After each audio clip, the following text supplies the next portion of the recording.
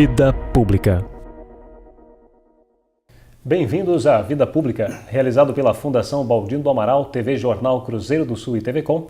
Este é um espaço democrático de reflexão e troca de ideias sobre os assuntos que, mesmo sem que se perceba, influenciam a vida de cada pessoa.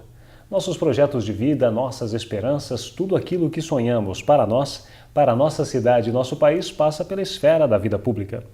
Espaço aberto à pluralidade, Vida Pública é um debate permanente sobre a realidade que nos cerca, para o qual estão convidados você, telespectador, e aqui em nosso estúdio todos os que têm alguma coisa importante a dizer.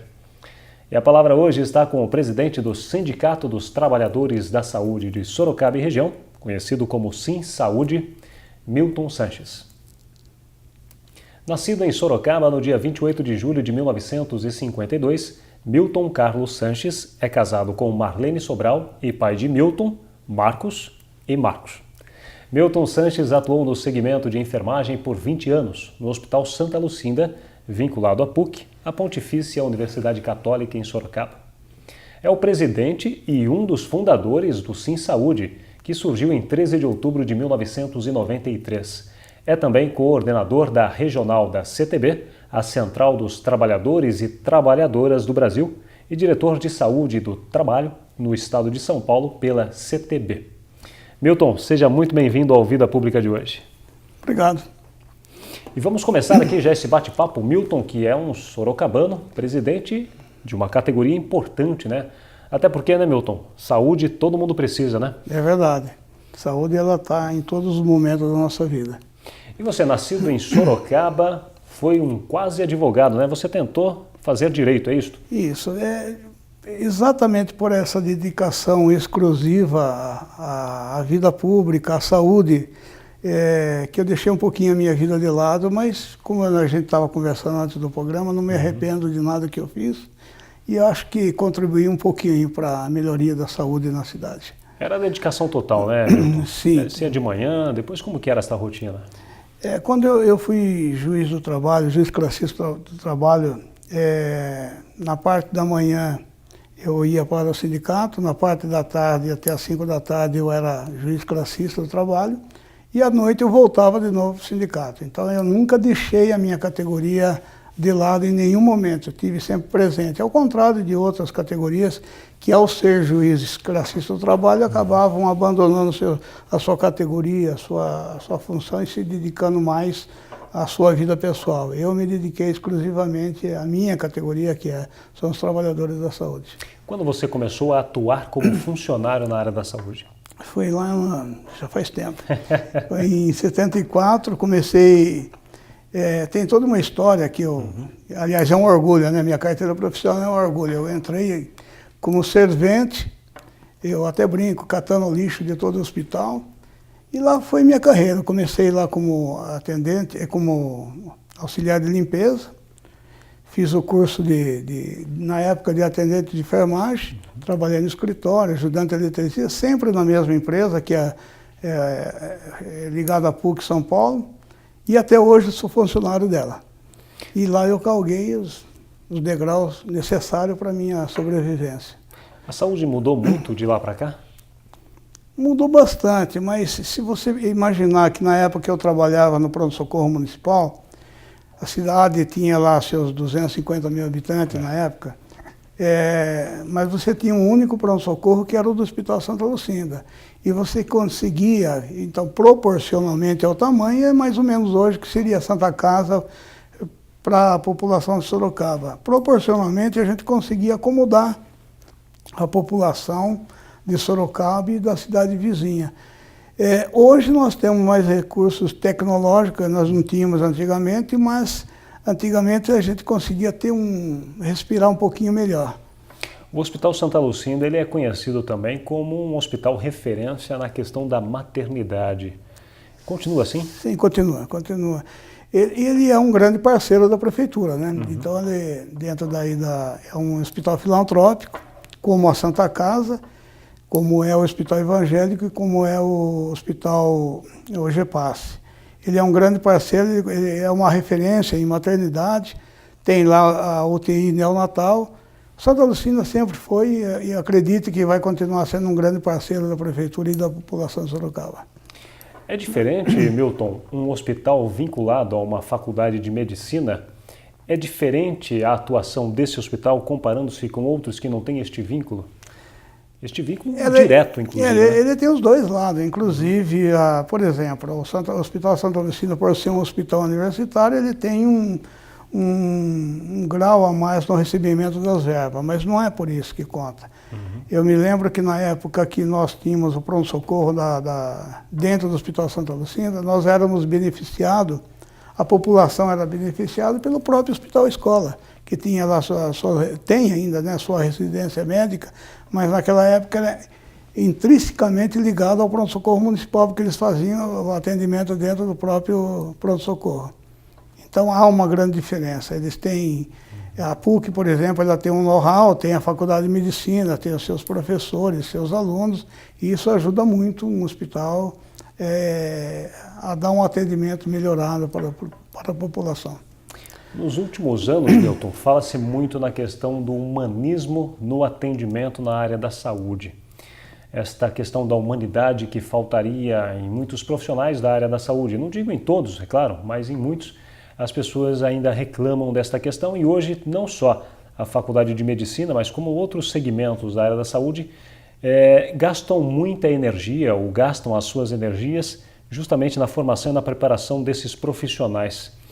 Onde que se perdeu esta questão da humanidade? Considerando que, claro, que quem cuida da saúde sempre vai ter este contato com o ser humano, né? Olha, é um assunto muito sério e muito importante que você tocou.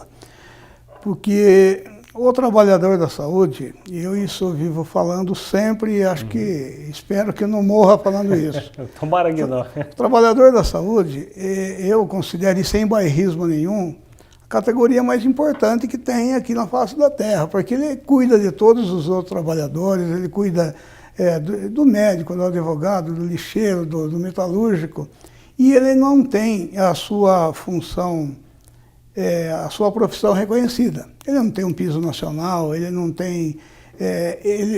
normalmente ele é mal remunerado.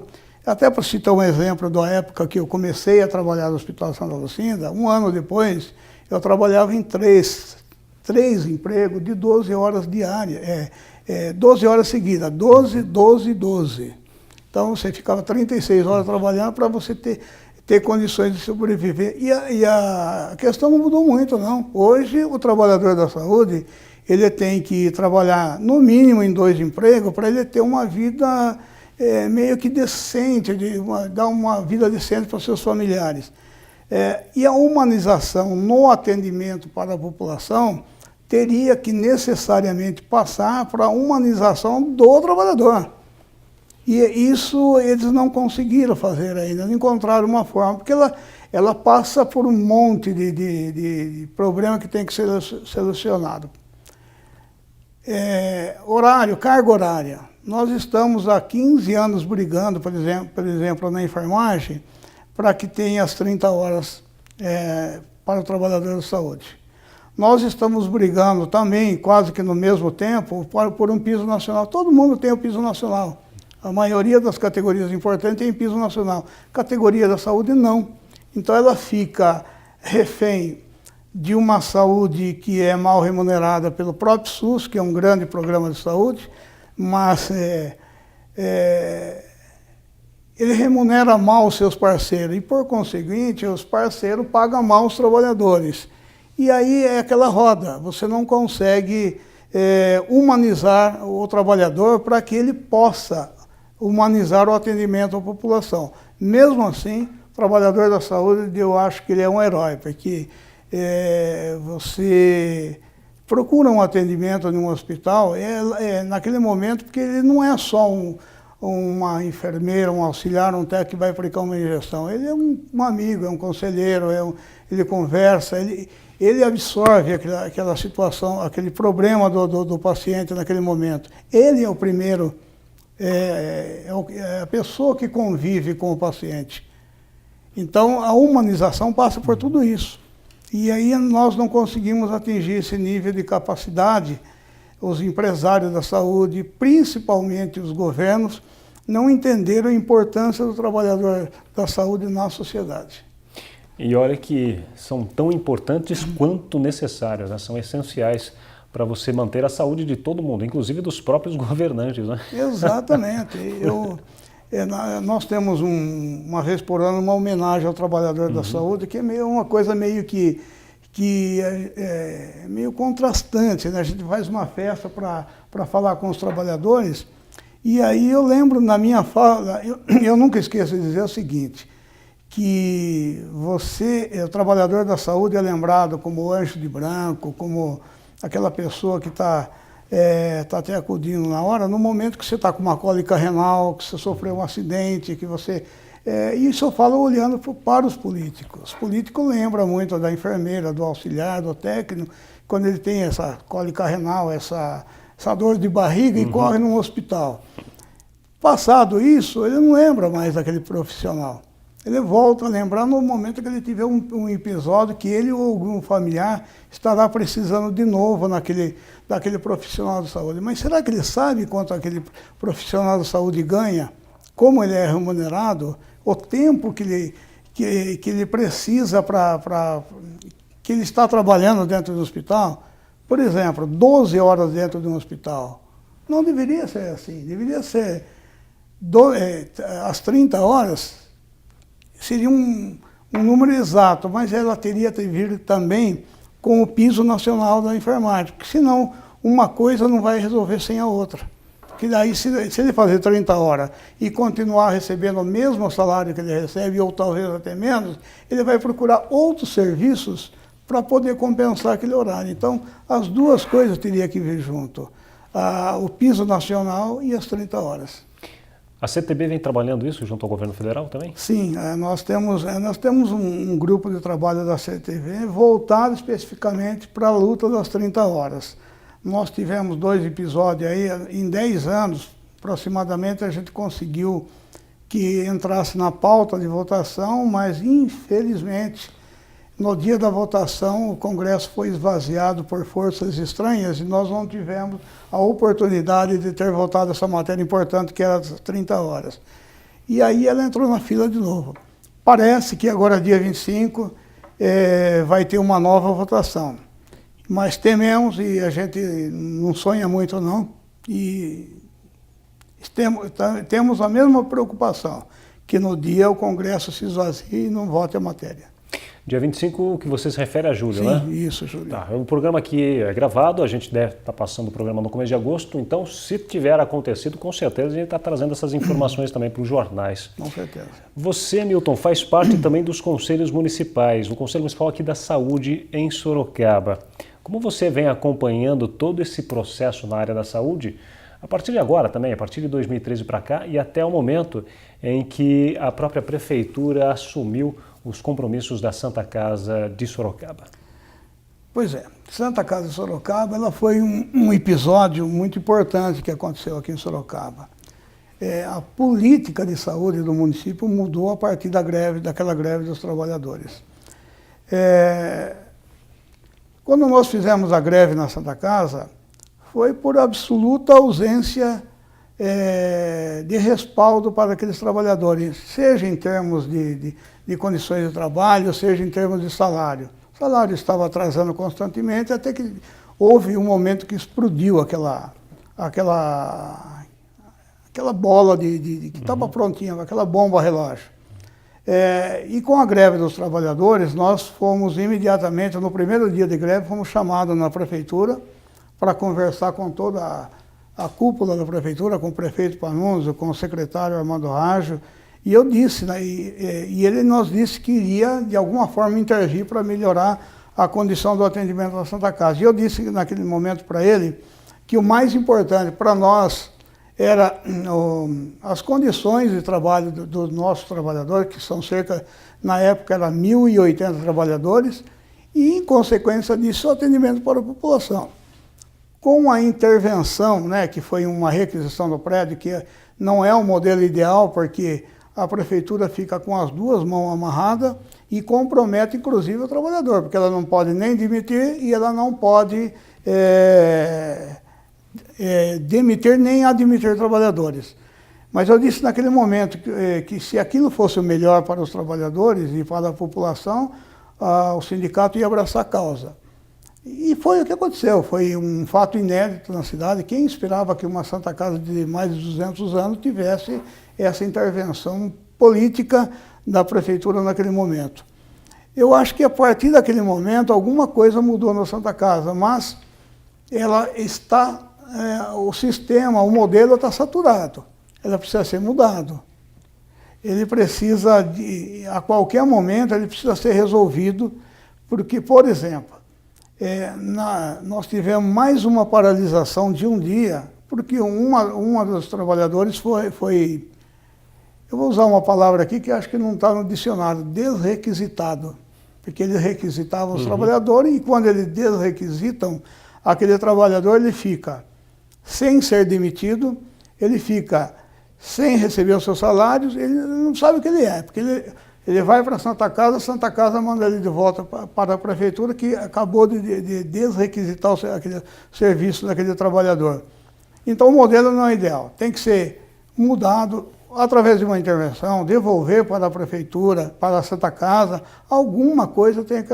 O modelo atual só melhorou na condição pagamento. Não tem mais atraso de pagamento e hoje a Santa Casa atende 100% SUS. Mas com isso trouxe um novo problema. Daqueles 1.080 trabalhadores, cerca de 150, 200 foi para lá, para a Santa Casa, para a creche, e o atendimento da Santa Casa, que vamos girar em torno de 60% SUS, passou a ser 100%, com um número reduzido de trabalhadores.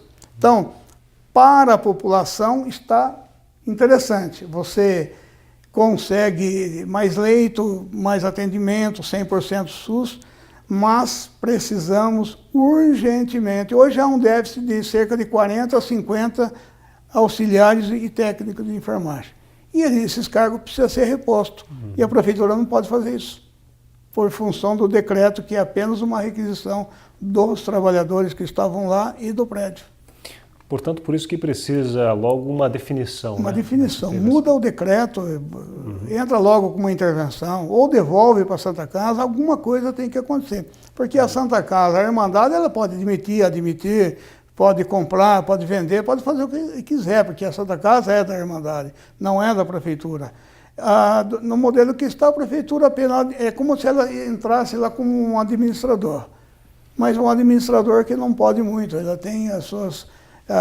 em função do próprio TAC assinado com o Ministério Público, até brinco, que os trabalhadores e a Prefeitura entrou com a parte mais cruel aí do acordo, né? E a Irmandade ficou, ela está ausente da Santa Casa, mas não aconteceu nada até agora. Eu imagino que alguma coisa vai acontecer, porque se eles entraram, porque algum motivo existia, alguma coisa errada estava acontecendo, eles têm que levar a público, para a população, para o Conselho Municipal de Saúde, para o Ministério Público, do jeito que está, não pode continuar.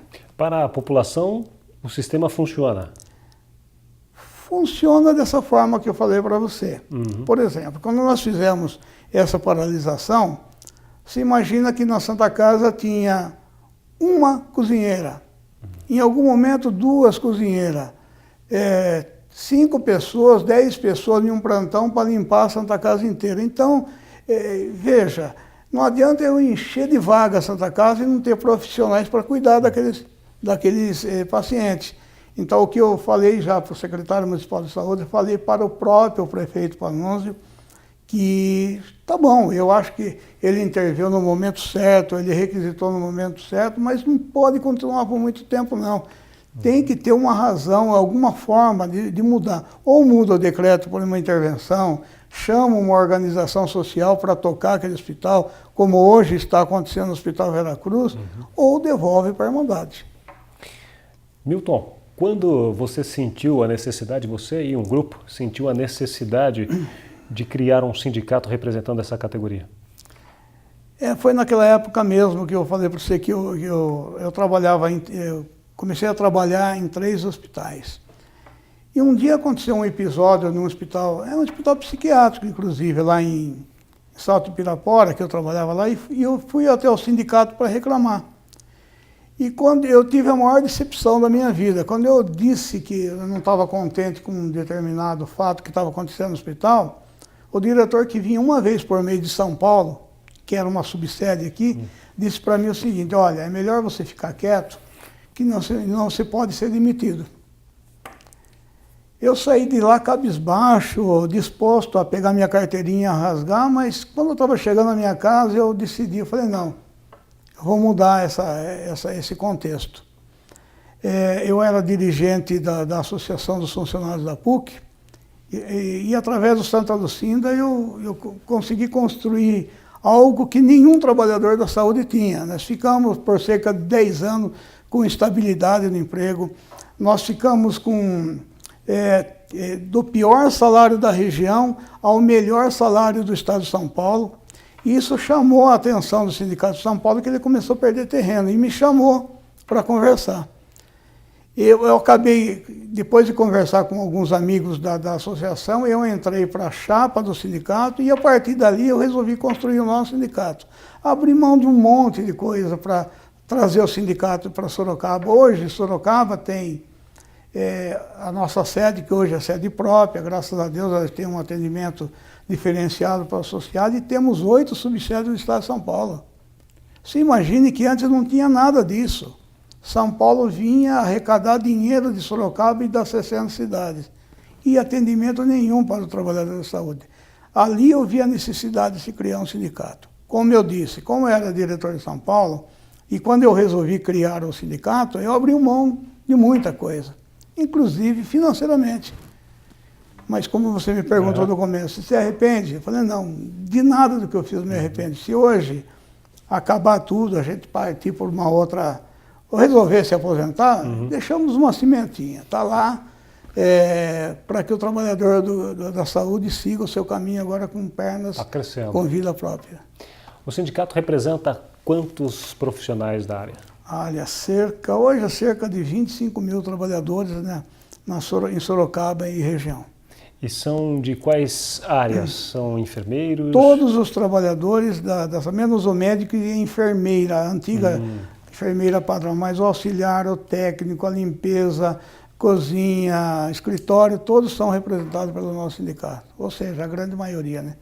São 20 mil, cerca de 20 mil? 25 mil trabalhadores. Isso. Quando é a data base que vocês começam a negociar? 1º de maio. E como essas negociações? É fácil ou é difícil? Não, é terrível, é terrível. Nós temos que negociar com cerca de 5 ou 6 sindicatos patronais.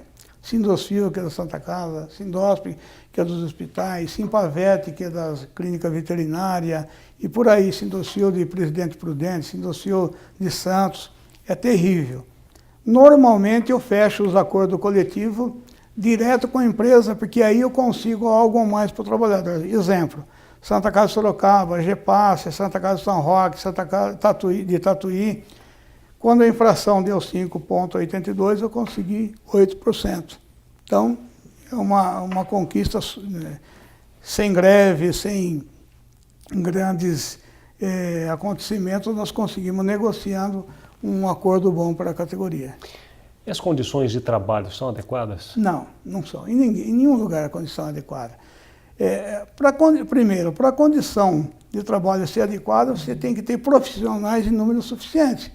E nós não temos em lugar nenhum, sempre está faltando profissional de saúde. Em qualquer hospital do estado de São Paulo, até a Unimed, que hoje é um ícone, é um grande hospital super moderno, e a que paga razoavelmente bem o trabalhador, ainda falta trabalhador. Falta trabalhador. Agora, imagine você nos outros hospitais. No Hospital Evangélico, no próprio Santa Lucinda, na Santa Casa de Sorocaba. Então, falta trabalhador. E há uma grande rotatividade de mão de obra. E aí você pensa assim, é só quem paga mal, é lá onde paga mal que tem rotatividade? Não, na Unimed, que paga melhor, também tem uma grande rotatividade, por falta exatamente de condições de trabalho. Essas condições de trabalho normalmente são apenas a carga de trabalho que eles têm de exercer ou outras questões também? A carga horária é uma das principais, né? Porque se 12 horas dentro do hospital lidando com a vida e com a morte, você acaba se estressando muito. Mas também passa pela falta de trabalhadores, que aí você trabalha por 2 ou 3 colegas, você pega determinados hospitais que não têm as condições físicas adequadas para o trabalhador exercer com tranquilidade a sua profissão. Então, passa por uma série de problemas e nós estamos muito longe de atingir isso, infelizmente. Esses trabalhadores na área da saúde são muito caros? Não, é que o sistema remunera mal o patrão. Uhum. Se você dependesse hoje única e exclusivamente do SUS, eu até brinquei uma vez num congresso, e é uma brincadeira que tem seu grande fundo de verdade. O governo criou um grande plano de saúde chamado SUS. É o maior plano de saúde do mundo. E ele é completo, ele é importante.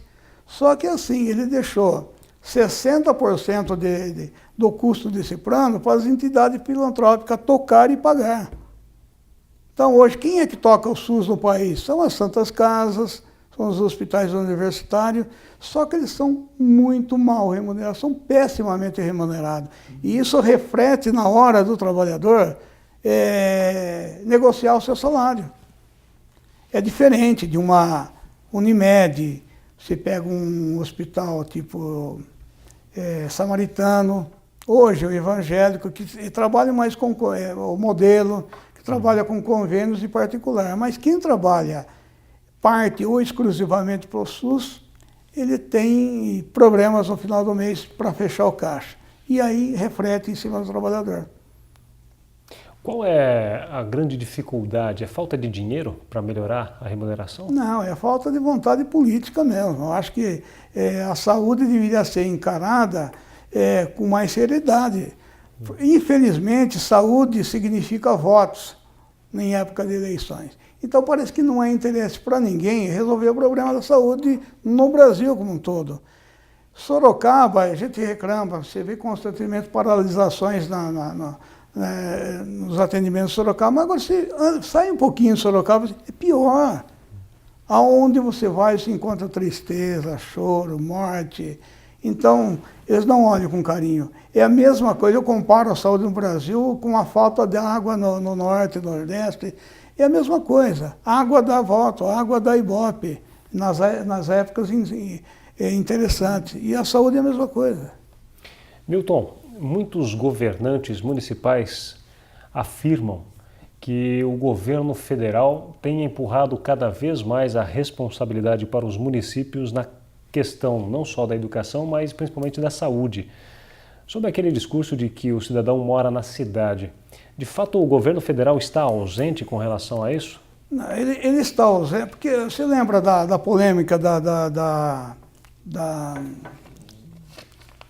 eu não me lembro a palavra correta, agora me fugiu, da emenda 29, sim, que era uma remuneração excelente, que ia melhorar a vida dos seus conveniados. Pois é, foi aprovada, mas foi vetado o artigo principal, que era o que daria condições para as entidades locais dos hospitais.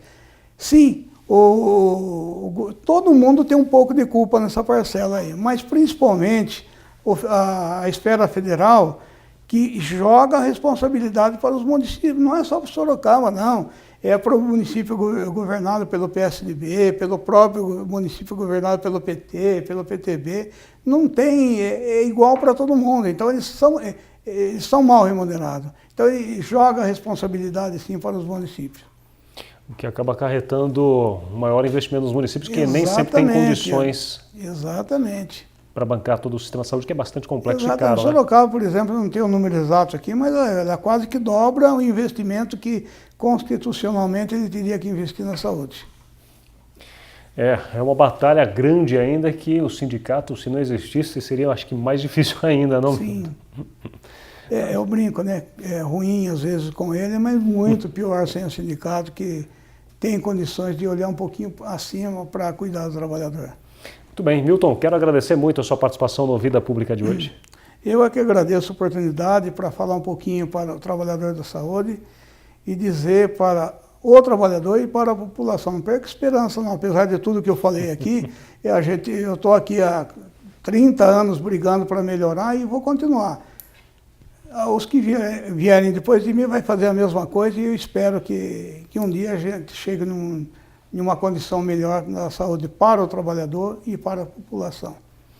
É isso aí. E o Vida Pública de hoje conversou com o presidente do Sindicato dos Trabalhadores da Saúde de Sorocaba e região, o SINSaúde, Milton Sanches. O programa Vida Pública pode ser assistido no canal de vídeos do portal Cruzeiro do Sul em www.cruzeirodosul.inf.br, na TV Com, canal 7 da NET, TV Votorantim, canal 10 e TV Comunitária, canal 3 pela Supermídia. Agradecemos também a participação da nossa equipe de produção, o editor-geral Ednilson Jodar Lopes e o estagiário de produção, Gustavo Henrique de Campos. O Vida Pública de hoje fica por aqui. Até o próximo.